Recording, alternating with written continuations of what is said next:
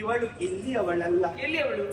ರಾಜಸ್ಥಾನದಲ್ಲಿ 9 ಕೊಡಪಾನವನ್ನು ತಲೆ ಮೇಲೆ ಕೊಟ್ಟು ಕೈಗೆ ಇಲ್ಲಿಂದ ಇಲ್ಲಿಯವರೆಗೆ ಬಿಳಿಯ ಬಳೆಯನ್ನು ತೊಟ್ಟು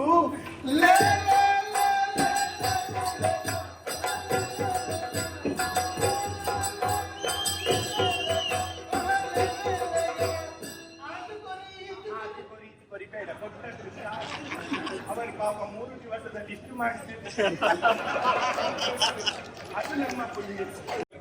ಅವಳು ನೋಡಿ, ಯಾರವಳು ಕೈ ಕಟ್ಟಿ ನಿಂತಹ ಸುಂದರ ಚೆಲುವೆ ಬೇನೂರಿನ ಬಾಲಿ ಮಧ್ಯದವಳು ನಿಟ್ಟೋಡಿಯಿಂದ ಓಡಿ ಬಂದಂತಹ ನಿಟ್ಟೋಡಿಯ ಬಸಳೆ ಸುಂದರಿ.